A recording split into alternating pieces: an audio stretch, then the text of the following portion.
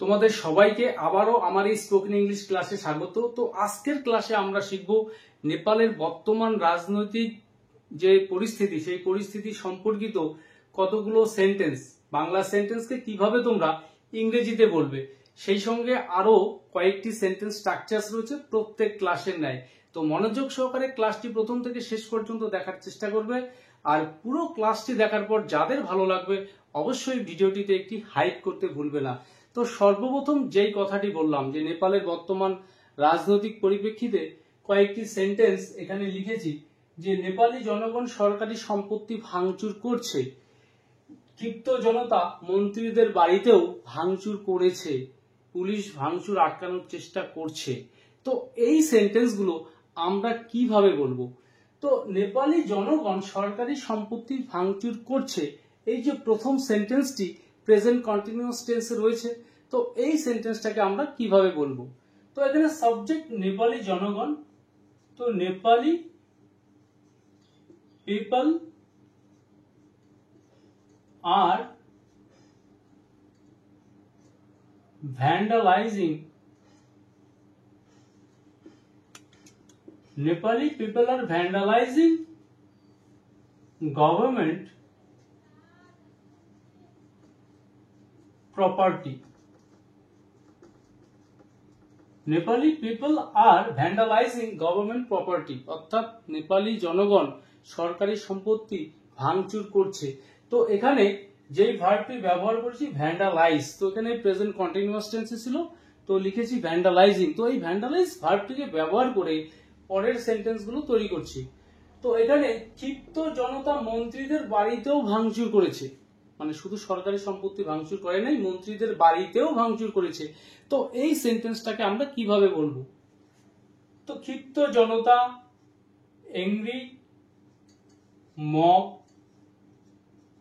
also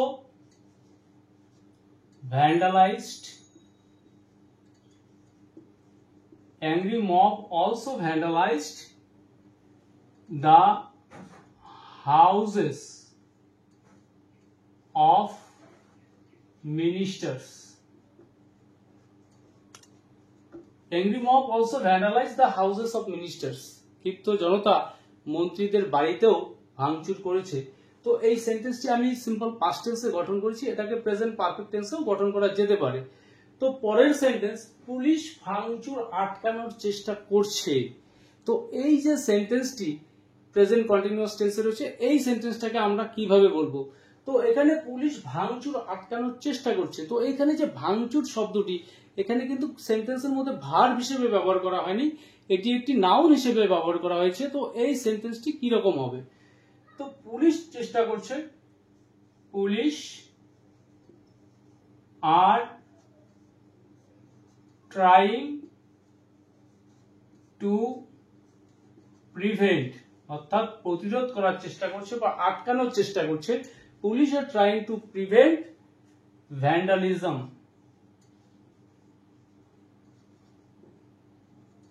এখানে police ভাঙচুর আটকানোর চেষ্টা করেছে।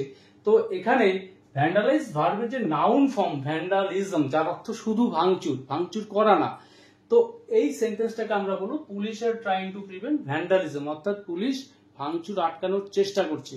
তো আশা করি এই ভ্যান্ডালাইজ ভার্বটাকে ব্যবহার করে এবং এর যে নাউন ফর্ম ভ্যান্ডালিজম, এটাকেও ব্যবহার করে তোমরা এখন ইজিলি সেন্টেন্স তৈরি করতে পারবে।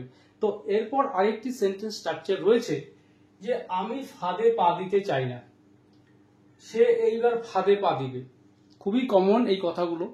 তো এই সেন্টেন্সগুলো আমরা কিভাবে বলবো? যে আমি ফাঁদে পা দিতে চাই না, I don't want to take the bait, I don't want to take the bait, আমি ফাঁদে পা দিতে চাই না। তো পরের সেন্টেন্স, সে এইবার ফাঁদে পা দিবে। তো এই সেন্টেন্সটাকে আমরা কিভাবে বলবো? He or she will take the bait this time, সে এইবার ফাঁদে পা দিবে, he will take the bait this time. তো টেক দ্য বেইট এটি একটি ইডিয়ম, যার অর্থই হচ্ছে ফাঁদে পা দেওয়া। তো ইডিয়মের এখানে প্রথম যে অংশটি ভার্ব, এই ভার্ব অংশটি অ্যাকর্ডিং টু টেন্স আমরা চেঞ্জ করে নিব। এরপর আরেকটি সেন্টেন্স রয়েছে, তারা কখনো ফাঁদে পা দেয়নি, তো পাস্ট টেন্সে রয়েছে। এই সেন্টেন্সটাকে আমরা কিভাবে বলবো? তো দে নেভার, তারা কখনো ফাঁদে পা দেয়নি, তো দে নেভার টুক দা বেইট, তারা কারোর প্রলোভনে পা দেয়নি। তাহলে এই টেক দ্য বেইট, যার অর্থ ফাঁদে পা দেওয়া, এই ইডিয়মটাকে ব্যবহার করে তোমরা ইজিলি এখন সেন্টেন্সগুলো তৈরি করতে পারবে আশা করি। তো এরপর আরেকটি সেন্টেন্স স্ট্রাকচার রয়েছে। তো এখানে কয়েকটি সেন্টেন্স লিখেছি যে আমি কারোর পথে বাধা হতে চাই না, আমার পথে বাধা হয়ে দাঁড়িয়েও না। তো এই কথাগুলো আমরা কখন বলে থাকি? যখন কেউ আমাদের কোনো কাজে বাধা দেয়, বাধা হয়ে দাঁড়ায়। তো এই জাতীয় সেন্টেন্সগুলো আমরা কিভাবে ইংরেজিতে বলবো? যে আমি কারোর পথে বাধা হতে চাই না, তো I don't want to get in the way of anyone. আমি কারোর পথে বাধা হতে চাই না। I don't want to get in the way of anyone. তো এখানে গেট ইন দ্য ওয়ে এর এই যে ফ্রেজ, এই ফ্রেজটির অর্থই হচ্ছে কারোর পথে বাধা হয়ে দাঁড়ানো। তো এই ফ্রেজটিকে ব্যবহার করে পরের সেন্টেন্সগুলো তৈরি করছি। মনোযোগ সহকারে বোঝার চেষ্টা করবে যে আমার পথে বাধা হয়ে দাঁড়িয়েও না। তো এই সেন্টেন্সটাকে আমরা কিভাবে বলবো? এটি একটি ইম্পারেটিভ সেন্টেন্স। তো don't get in the way of me, আমার পথে বাধা হয়ে দাঁড়িয়েও না। Don't get in the way of me. পরের সেন্টেন্স, সে আমার পথে বাধা হয়ে দাঁড়াচ্ছে। তো এই সেন্টেন্সটি প্রেজেন্ট কন্টিনিউয়াস টেন্সে রয়েছে। তো এই সেন্টেন্সটি কিরকম হবে? সে আমার পথে বাধা হয়ে দাঁড়াচ্ছে। হি অর শি ইজ, এখানে আমরা গেটের জায়গায় বলবো গেটিং। তো হি ইজ গেটিং